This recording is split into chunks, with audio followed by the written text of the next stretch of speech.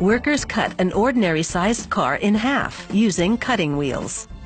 Before cutting begins, the inside of the car is stripped away, along with other components, such as the gas tank and drive shaft. Workers cut away the inner support structure and cut across the floor of the car with a reciprocating saw. The car is now completely cut in half. Workers wheel the back half of the car away from the front half. They place the back half on the exact spot where the limousine will gradually be assembled. The construction department employees insert steel frame rails into the front half of the car. They insert the rails on both sides of the front half before inserting the rails into the back half of the car. They measure the length of the frame rails to make sure that the frame is square and that the two halves are the correct distance apart to build the limousine.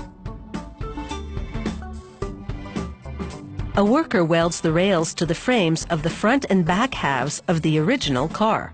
They position the drive shaft tunnel, which houses the steel drive shaft and exhaust pipes, and weld it to the original vehicle tunnel. They position the floor, which is made of galvanized steel, and weld it to the frame rails and tunnel.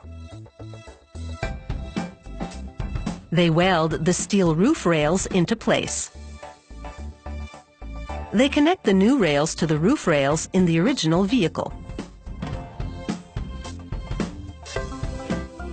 A worker welds a vertical side post into place. With a level, he checks that the post of hardened steel is perfectly vertical before welding the base of the post to the floor frame. A roof panel made of galvanized steel is put in place. Workers install the limousine's bar. They've already installed the steel seat frames. Next, they install an outer body panel, complete with hardened steel crash bar. They screw the panel into place. The screws will be removed once the panel has bonded solidly to the limousine frame. A worker sprays on 3 coats of paint, then applies 2 coats of protective clear coating. Once the painting process is complete, workers install the laminated safety side glass. Another worker sprays contact cement on the roof of the limousine in preparation for the vinyl top. He stretches the vinyl across the roof and, with his hand, presses the fabric down into the crevices. Then he carefully trims off the excess. He presses a strip of chrome molding into place on top of the vinyl. Workers in the interior department install the back of a leather seat and the leather bench seat. After reupholstering the original rear seat to match, they return it to its original spot in the back of the limousine. A systems installer connects the electrical systems for the control center located behind the driver's seat. A panel lists relays and fuses. The original center console is then reinstalled.